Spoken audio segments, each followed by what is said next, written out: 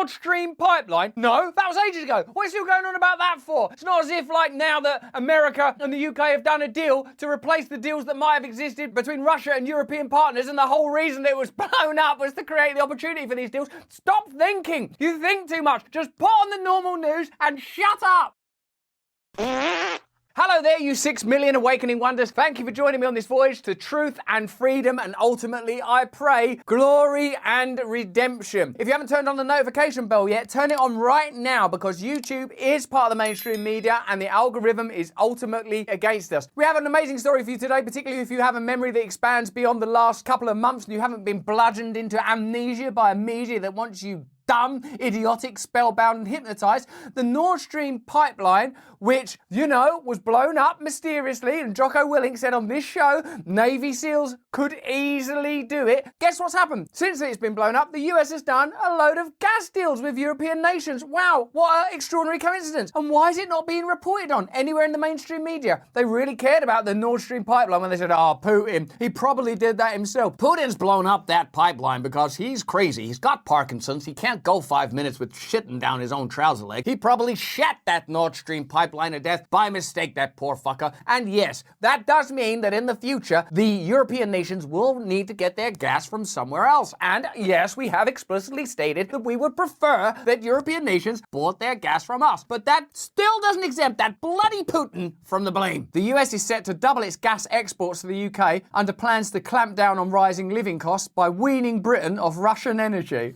Weaning? It wasn't like coming out of Putin's breast. He does have breasts, though. I'm afraid he has titmanitis, one of his diseases. Oof. Now, according to British media reports, UK Prime Minister Rishi Sunak is poised to make a gas deal announcement with the United States after the COP27 climate summit. Just pause for a moment to draw attention to the fact that you can only find this news on the Indian internet. The United States has promised the whole of European Union of 15 billion cubic meters of LNG this spring, and UK hopes for about 10 billion cubic meters of the supply. After all the things they said about this war, about how it was a humanitarian war, after all the things that happened in Iraq, about how they said that was a humanitarian war, how there were weapons of mass destruction, and how we now know that it was part of a plan called the New American Century. After all of that, you would think that they would at least wait a minute before building a fucking pipeline to replace the one they blew up. Allegedly. This move would be considered as UK step towards independence from Russian-linked oil and gas imports amid Ukraine invasion. That was always the intention, to just take over gas exports from Russia. Brian Sullivan is live in Rotterdam as part of a week-long series he's doing on Europe's energy crisis. We're going to talk about specifically liquefied natural gas and the U.S.'s role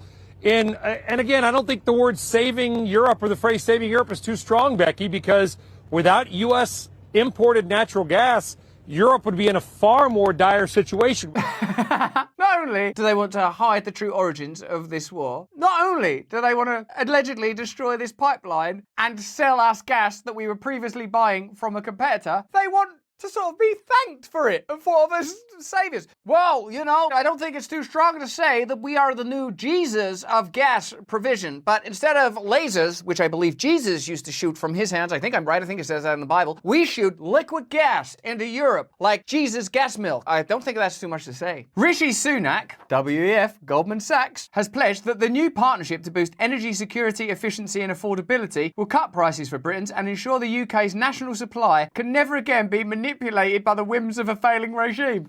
Have you seen Joe Biden lately? As part of efforts to drive down the cost of living, the US will aim to export at least 9 to 10 billion cubic metres of liquefied natural gas to UK terminals over the next year, more than doubling the level in 2021. Firstly, it's not appearing significantly in mainstream media. That already tells you a lot. No one is making the connection to the Nord Stream pipeline. We are entering a phase of amnesia where you just have to forget what you saw like a month ago. Like, oh, sorry about that during the pandemic, we were wrong about that. Sorry, wrong about what? Hey, this war, don't ever say anything like Putin, Russia, there's all the only thing to consider is Putin is an aggressor. Don't think about anything else, otherwise you're being disrespectful to Ukrainian people who are suffering. Oh, right, okay. Hey, right, that pipeline. Hey, what happened to that pipeline? Shut up, don't ask about that. It's just like you're being continually bewildered, bombarded by information, and then they have the gall to talk about misinformation and disinformation when they are the epicenter of this phenomenon. Rishi Sunak said the partnership will help end Europe's dependence on Russian energy once and for all. How can you sell this as this is a benefit? How can you sell this as anything other than advantageous to the corporate interests that were always always set to benefit and whose agenda was likely pursued from the outset. The very fact that there's any energy deals being done at this time at all should tell you that there's more to this war than the mainstream media are reporting. Let me know what you think in the chat. Let me know what you think in the comments. Citing the war in Ukraine, Mr. Sunak and Mr. Biden said in a joint statement that it is more important than ever for allies to work together to build resilient international systems. Who for? Not for you. You're going to be paying for the energy. You're going to be paying over the odds for food. You're not going to be participating in the profits. Are energy companies profiting now? Yes or no? You tell me. Let me know in the comments. Let me know in the chat. If they're profiting, that means that the scarcity is not the issue. It means the extraction of profit is the issue. President Joe Biden promised a White House press conference in early February that the US was able to shut down the German-Russian Nord Stream 2 gas pipeline in the Baltic Sea if Russia invaded Ukraine. But why take my word for it? Here he is doing it. If Russia invades, that means tanks or troops crossing the border of Ukraine again. Then there will be no longer a Nord Stream 2. We will bring an end to it. How will you do that exactly, since the project and control of the project is within Germany's control?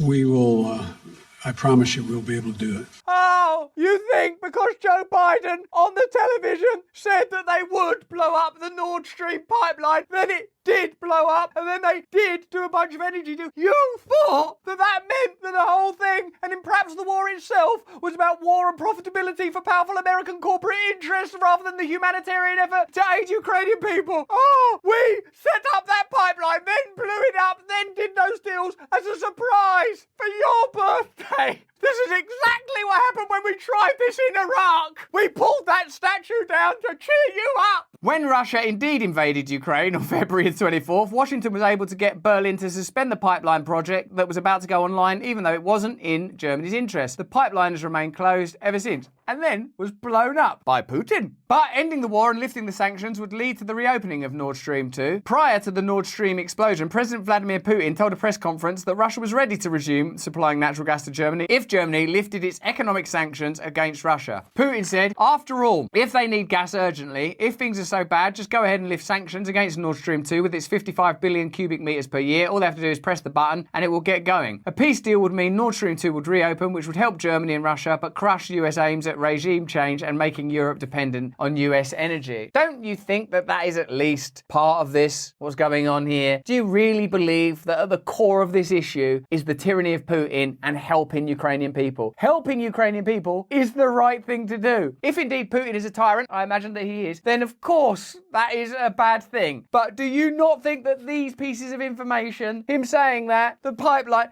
do you think that this is all irrelevant? Do you think that all of these economic interests being advantaged, whether it's the military-industrial complex or energy companies, is a sort of an inadvertent consequence of this conflict? Oh wow, God, we were just doing the right thing, helping Ukrainian people, and look, all this stuff happened. Who do you think it is running this war? Willy Wonka? For decades, the US opposed European projects to receive energy from Russia. It wants Europe to buy more expensive US oil and gas. Here's Condoleezza Rice speaking in 2014. I also understand that one of the complications is the Europeans, who are very dependent on the Russians for energy supply and business relationships.